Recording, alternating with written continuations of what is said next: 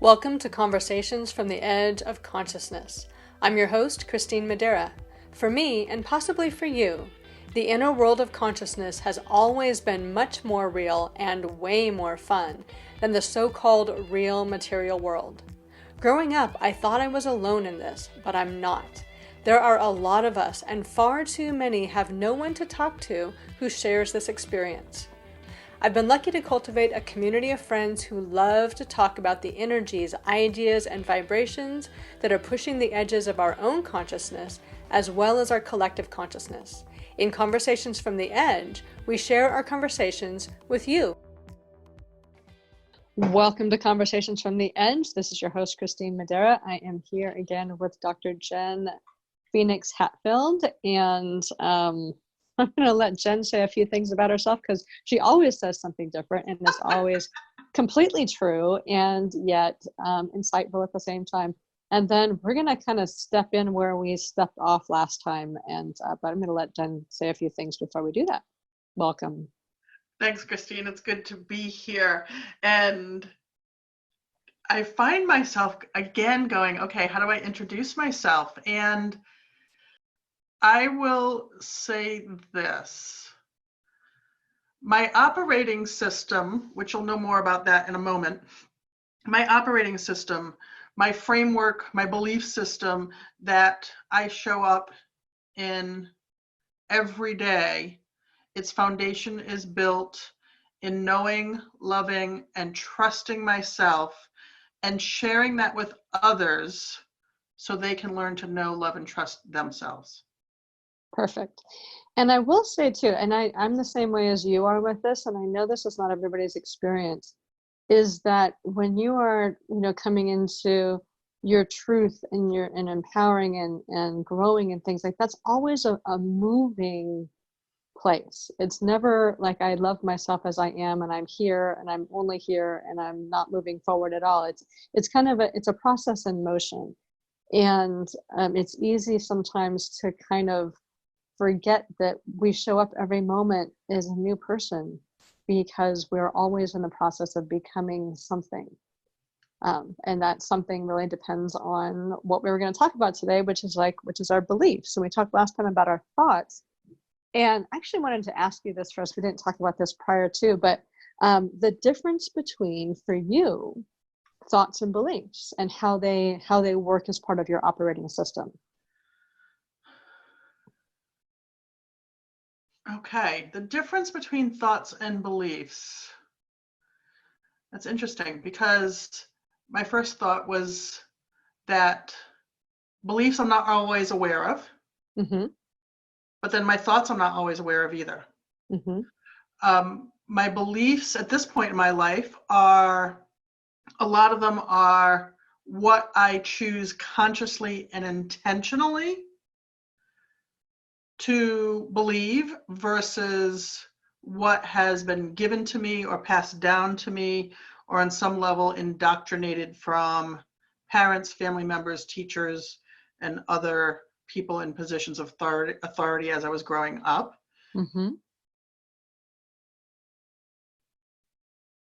And yet my thoughts are also constantly updating as well. So I would say that beliefs, the difference between the two is my beliefs are the framework or even the core, while my thoughts expand from that. It would be bringing my thoughts and actions. Beliefs would be what describes my thoughts and actions more succinctly.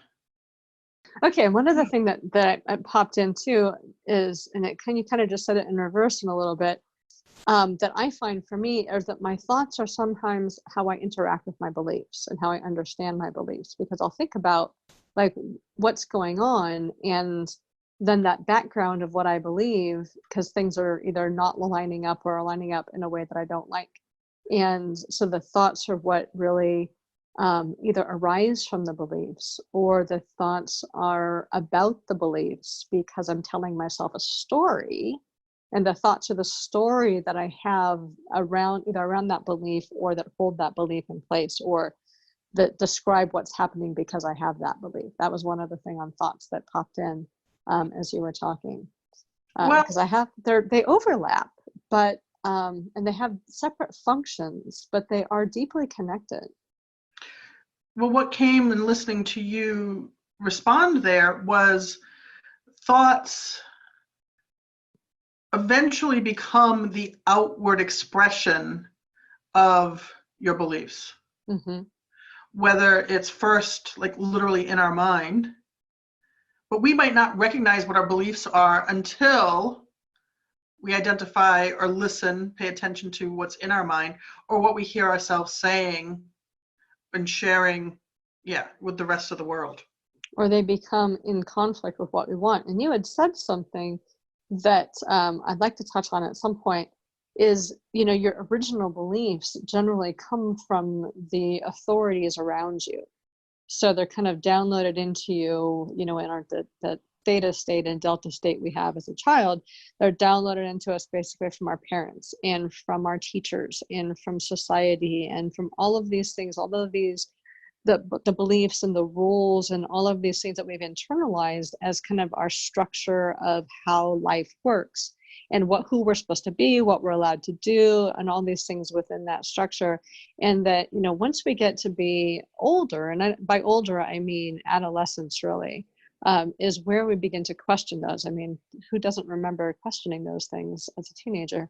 But that's really healthy, to begin to question those things and to begin to differentiate, like, what I have been taught to think about myself or the world, and what my actual true experiences of the world. Because that's where you can begin to say, I want to change my beliefs into something that is supportive of me and create a different experience, and to be able to use your thoughts as part of that process, versus people who maybe question things but always go back to, well, this is the structure, this is how things have always been, this is reality, and have an experience of your beliefs being a reality that's separate from you, and that dictate who you are in relationship to that, versus you having the internal empower to be able to choose your own path, your own reality, and your own beliefs. I agree. I agree that it's absolutely healthy to start questioning and to start evaluating whether or not what you've been taught is what you actually believe. I certainly know in my case, and I'm still evaluating and still discovering what my beliefs are. I mean, to me, at this point, it's a sign that I'm still living. And so they're so deep, like they're so Yes.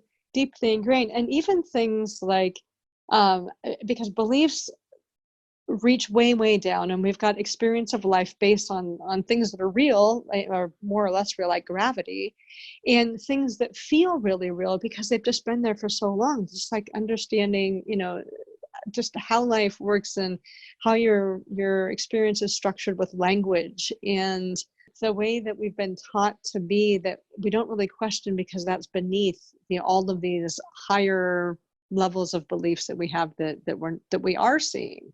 But those things that we still don't see, and as we get older and older and older, maybe it's because we're getting older and the world is shifting and changing a little bit, we're able to see some of those things from, our past long time ago, that aren't so true anymore, even in external reality, and we're able to see and shift some of those underlying assumptions about how the world works.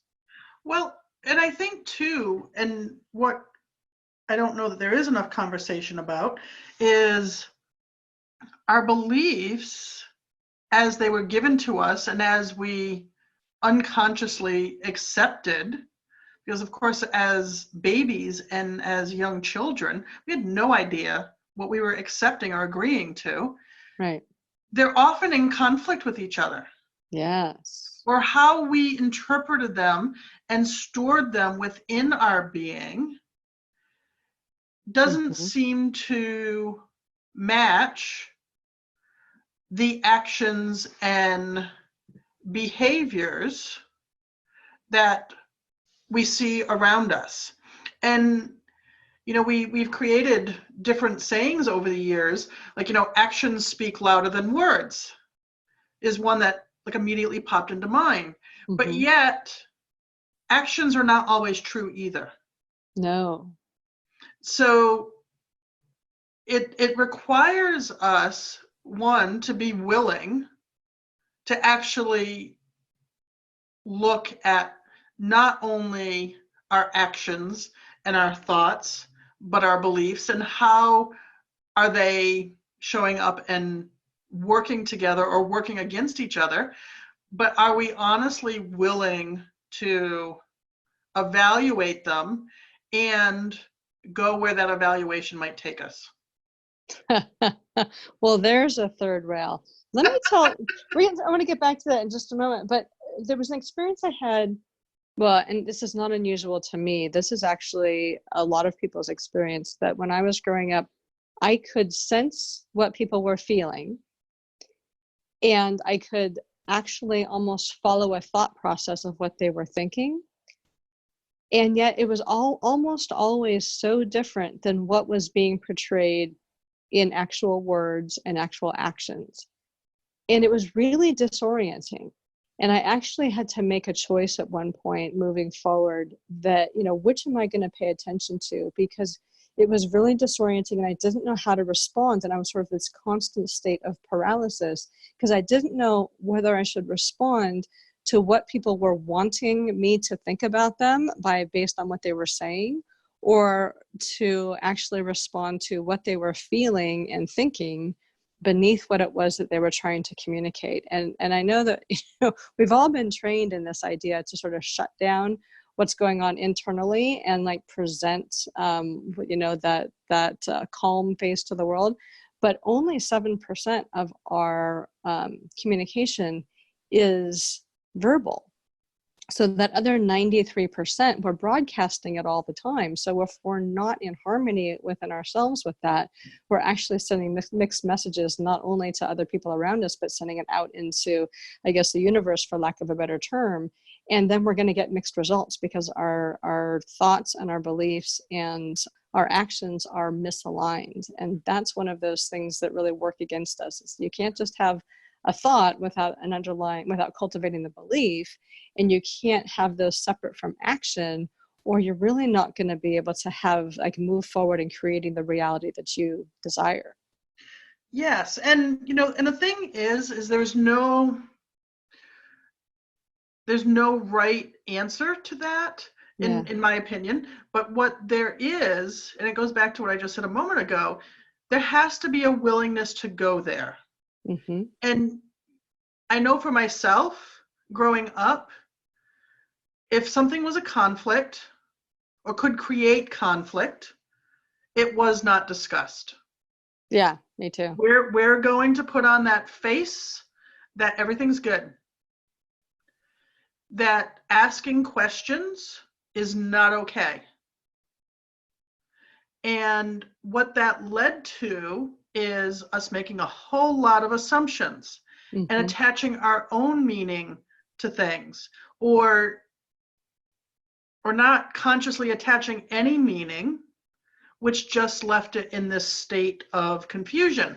And I say that because I'm reminded right now of a conversation my wife and I had, where she is very good at picking up my energetic cues and my body language and knowing when things are not in alignment with me.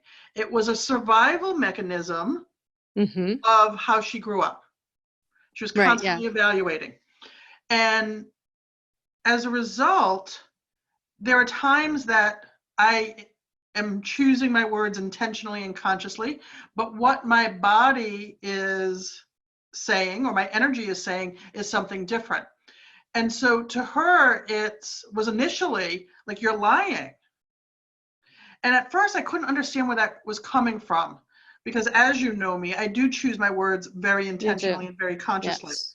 And I want them to be true to what I actually believe and think and feel and want to convey.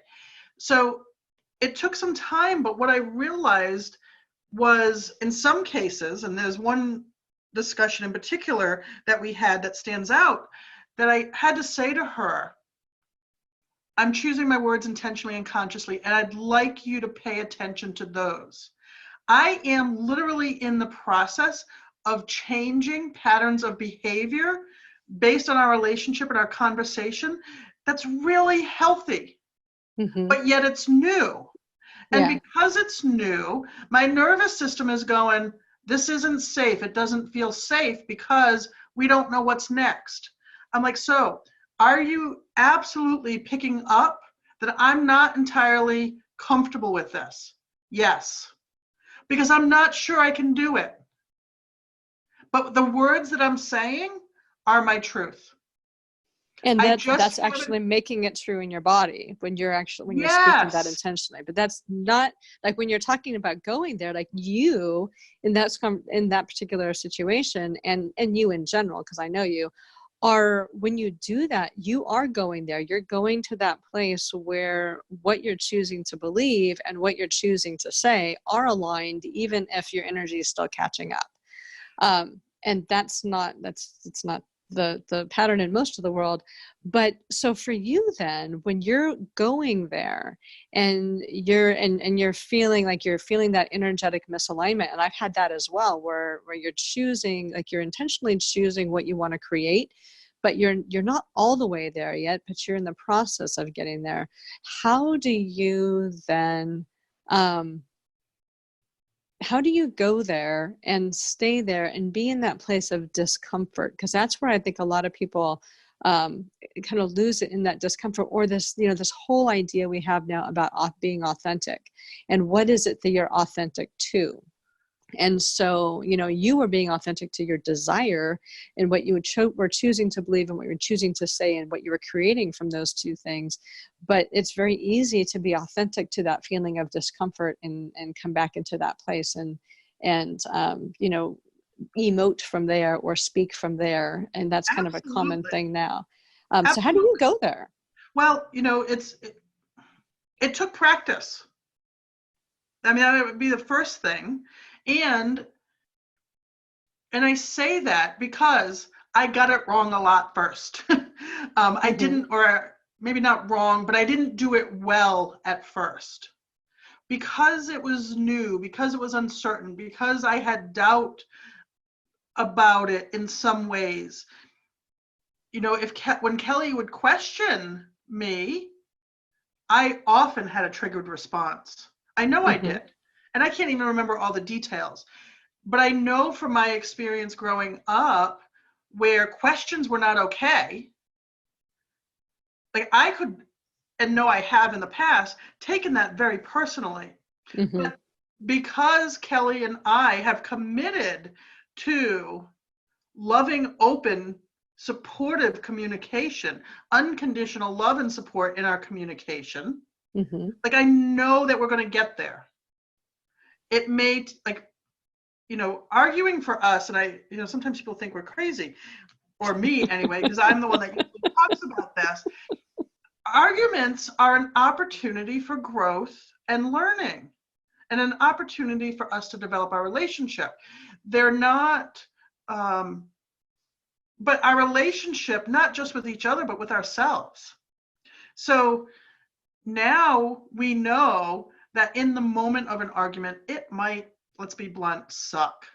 It might be awful. It might feel awful. But we know that we're going to continue to communicate around it and come back to it. And there's going to be a level of growth and healing that comes out of it. And so for me, it was my willingness to look at, why am I triggered when she questions what is in fact happening? My words say one thing, and my energy and body language say something else. It's the truth. And that's why I was able to come to a place eventually. Unfortunately, we get better and better at it, so we don't need to argue multiple times before we tend to get to this growth and healing. Well, that's good. but I was able to say to her, please listen to my words. My body and the rest of me is trying to catch up. Well, and I like that you two have put together a framework in Yes. which you can have that kind of communication. And I think that's missing from a lot of relationships, where it really does become about taking it seriously and speaking from emotion rather than speaking from intention. So I think and I know both of you, and I hear stories on both sides. So I know that you do this. It's been a work in progress, but you have a really high level of commitment to the communication process. And I find that just wonderful. And there's a whole other set of conversations I want to have with both you and Kelly about Right. different things. But I won't talk about those right now. Right. So, and I know for you, then going there to that place where you're able to be kind of on your personal edge of stepping into what you want to believe, stepping into what you would like to be true, stepping into the words that convey what you'd like to be true as your energy is catching up, that you going there is something that's really authentic for you, and that it has been a process. What are some things that what are some things you've learned in being able to go there and go to your own edge and be safe and okay there, that other people might be able to integrate into their life as they're as they're stepping into a new kind of belief system, or stepping away from things that have been true, or when they recognize that something's not true and they're wanting to create something new that is true, but they're not quite sure how to do that? That's a loaded question. I was just going to Has say that. lots of, as I'm listening to you, I'm like, okay, I can go this way, this way, this way, this Choose way with that. any And one that of those to respond yes. to. I'm sorry. I just kept coming out. So I Right. thought Because I'd just because keep it going. is a huge topic, and it's so Yeah. important. I would say one of the first pieces, my belief list, and yes, it's expanded and I use it in lots of different ways at this point, but creating your own belief list, creating your own list of what you discover about yourself that's new, that in the moment you realize, whoa, this is going to have a big impact. Mm-hmm. Somehow documenting that, I believe, is key. Yeah, because it's not going to be true the next moment. There's that time of integration where it's Right. true, then it's not true, it's true, that it's not true, it's true, that it's not true. And if you continue to side on that side of not truth, it will not be true eventually. Yes, because the mind's going to come in and it's going to raise doubt, because Yeah. it would result in you doing things to step outside your comfort zone at some point, Mm-hmm. and your nervous system goes, no, we don't want to go there. Yeah, you So have to change your life in some way. yes, so writing it down, whether it is a note in your phone, or you're somebody who likes to journal, but start writing it down. That's going to make a difference, something that you can refer back to. To me, that has been key. The second thing that's been key for me is the belief I am safe, and cultivating my relationship with myself of what it feels like for me to know I am safe fully in my body and being. I'm not talking about safe that in the moment that I'm sitting here in my office at my desk and I'm not Mm-hmm. going to get attacked, but safe at every level. And it requires practice. I have a Yeah. meditation that I do for this, an exercise that I do for me to be able to connect to that at any given moment as I continue to change and grow and evolve. So those two things, support, and it may not be a spouse or your best friend, or it may not be the people that you love the most or that you're closest to, unless there's someone that you can really share those things that you're not quite entirely sure you're ready to look at yourself. Mm-hmm. For me, that's been key.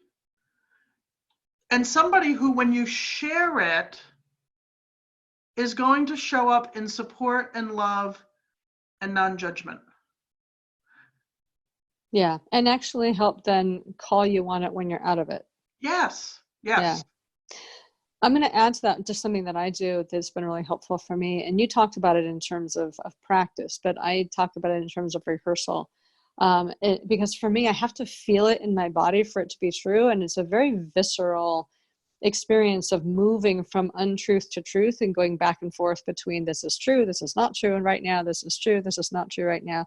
And so I use my imagination to continue to create new scenarios in my mind in which I am showing up in that new energy, Mm-hmm. and in which I am practicing stepping from the old energy to the new energy. So I get this very creative imagination, and I use it in lots of interesting ways. But that's one of those ways is doing that within your own emotional system or energy system of particularly if you're not able to hold it in the moment, to create situations in your mind where you are moving toward that, where you step into it, and you step into it in a powerful way, and it will feel uncomfortable because it's a new thing. It kind of burns your circuits, your old circuits out, as it's creating these new circuits of energy. And so as I do that and I create these new circuits of energy, then it becomes easier to take that into situations where I am that. And I'll intentionally go into like a meeting or a grocery store or something where it's not like pivotal that I show up in a particular way. And like I'll go in as that energy. What is it like to shop at the grocery store feeling like, whatever it happens to be, and just walk through the grocery store feeling that Mm-hmm. way, and letting it become real in some of these easier ways before I, audition it in something where it's actually critical. Yes, absolutely. And, often I describe it from the perspective of the importance of that because we are creating neural pathways. We Hmm. are creating neural pathways for that to actually exist beyond our imagination. Yes. But that imagination piece or practice piece, or that there's that place, that gray zone between the old way of functioning and the new way of functioning, that it's going to be a little bit different for everybody, but understanding and learning for yourself how to move through that zone for you, in a way that feels safe, in a way that doesn't overrun your nervous system, in a way that is supportive of you in that process, is really critical to being able to create your life or create new beliefs and create a life that you love around those new beliefs. Yes, well, and it allows you to try different possibilities, Mm-hmm. to say, okay, this is where I want to end up, but how do I get there? And as you start to go through that process, you realize, like, oh, wait a minute. I'm not sure I like that way that my mind was starting to take me. So let Yeah. me back up 2 steps and I'm going to choose to move forward a little bit differently. Yeah. Or, okay, that felt okay, but oh, now I have this idea. Oh, I want to do it this way instead. And Mm-hmm. you get to play and have fun in it, which when we're going into these places can sometimes feel heavy and dark and scary, but we can choose to, well, in this case, make it more light and fun. Yeah. And, Absolutely. or even make it where, yeah, we might make some mistakes, but we're doing it privately versus going out there and like falling flat on our face and going, oh, I don't ever want to do that again. Yeah, because who hasn't done that? Right. And Right. that actually speaks to another piece of this too. And I love that part. And I do the same thing, that you try it on for a little while and you find those places where it's either misaligned or it doesn't feel good, and you keep working on those sorts of things. But also to remember that there's no single truth that's true for you. We've got sometimes beliefs that are sort of imposed on us, and it feels like there's this external truth and we have to contort ourselves to adhere or, conform to this external truth. But there's no real like absolute truth that we're living all of the time, that as we're stepping forward into a new experience. And then the next moment we can have a new experience, and we don't have to be static. Like when we step into something that's new, that's not like our new our new thing for the next 10 or 15 years. That's our new thing for that moment, and it will help to shape that new reality moving forward. And then at some point there's going to be another level of expansion, and you step into that next piece for yourself. So it's not a destination. It's an unfolding in a process. And the more I think that you can allow life to be that kind of a journey, because we're so focused oftentimes on goals and destinations and having it, like holding that brass ring and like clinging to it for dear life, that somehow we're supposed to get to this place and then that's it. Like then we have everything. Then we don't need to shift and change. That everything is really about this unfolding of us, discovering more and more about who we are, that we've kind of been hiding from ourselves, and also choosing new possibilities for ourselves to play with and come into. And Well, that's for me is the fun of life. Yes, and I think you touched on it with one of those last statements, choosing, Mm-hmm. because we have been taught, going back to where our beliefs came from, we have been taught that certain behaviors, actions have a specific meaning and they feel a specific way. Mm-hmm. To use a generalization, a lot of people don't want to experience conflict. They don't want to experience what is uncomfortable about conflict. Mm-hmm.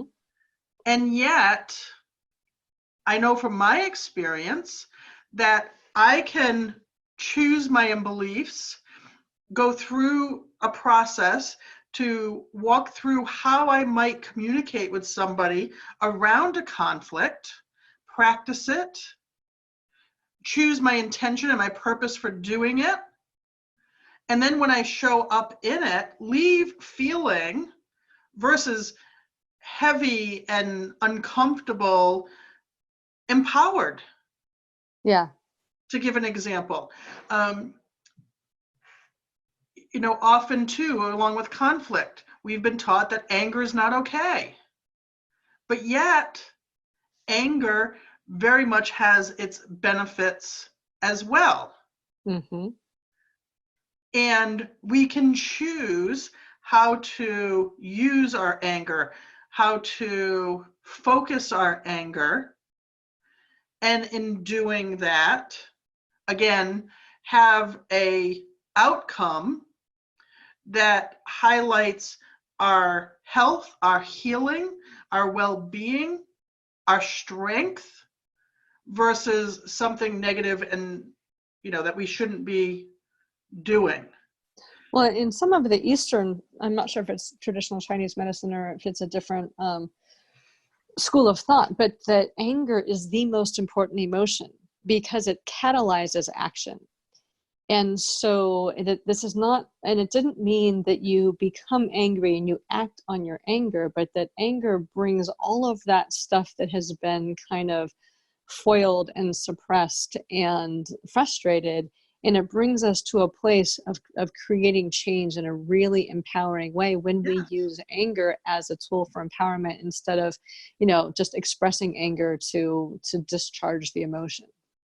Absolutely. And, I shared this with a client some time back about anxiety versus excitement.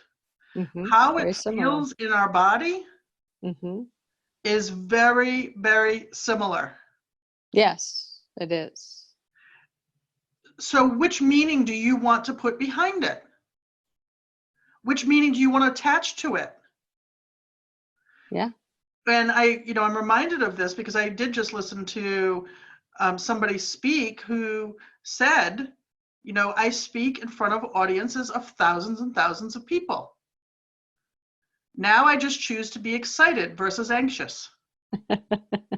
Yeah. And I always go back to whenever I get to that anxiety place, if I'm standing in line for a roller coaster, I'm feeling exactly the same way. Now, I don't really like roller coasters anymore, but back in the day, I really used to like them. They were fun. And part of the fun was that visceral reaction and the visceral response that you have through all parts of the roller coaster, the anticipation, the thrill, the fear, the everything. It's a great way to run through those emotions.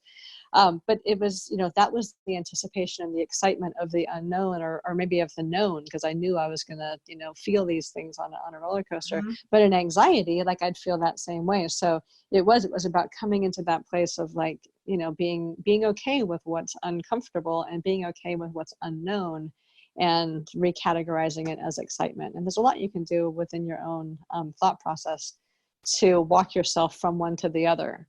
If you recognize that the path forward. So we're kind of at the end of our time, and I want to ask if there's any final thoughts you have, and if there's anything that you wanted to leave us with, or anything you want to do before we go.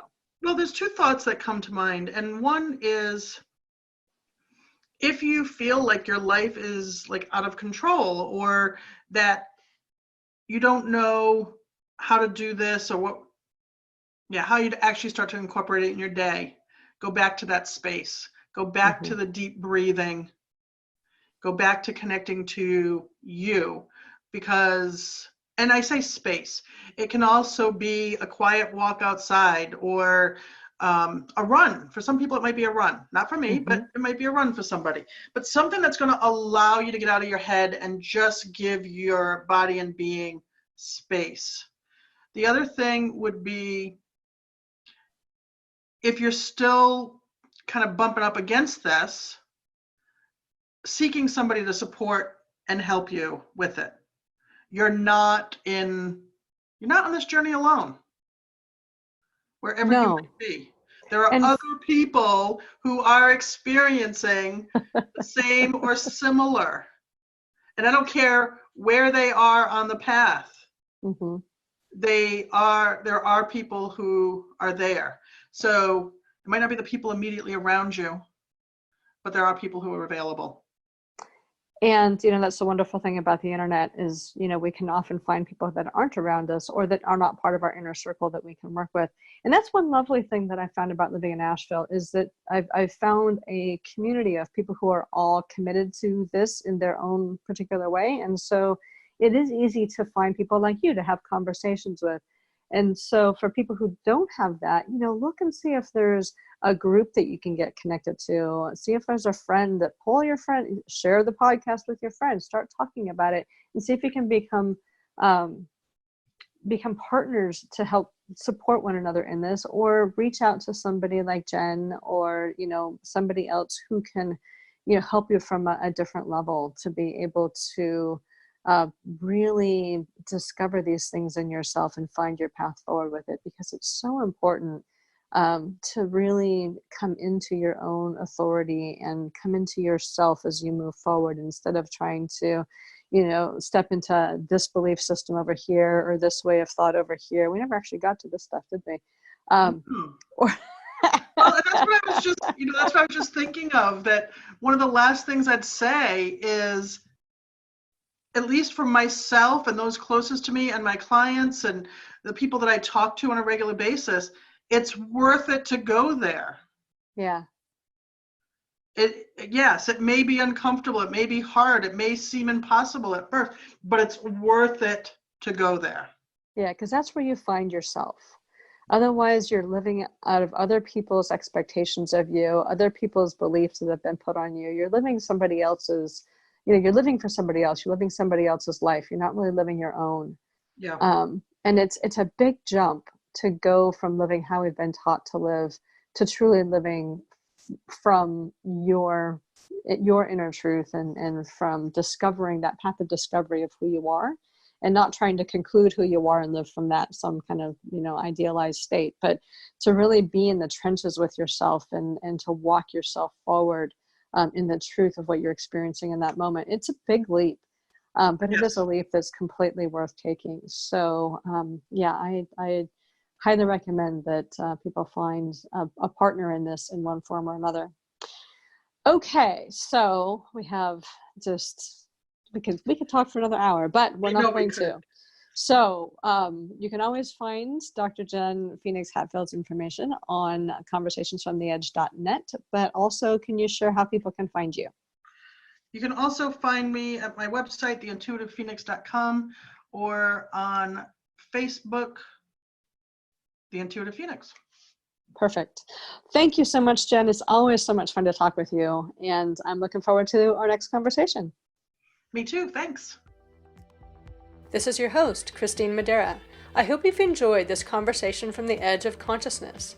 You can find all our conversations at conversationsfromtheedge.net. You'll also find links to schedule a private conversation with me or any of my friends, as well as tools to help you expand your own consciousness and explore what's possible for you outside the boundaries of your current perceptions.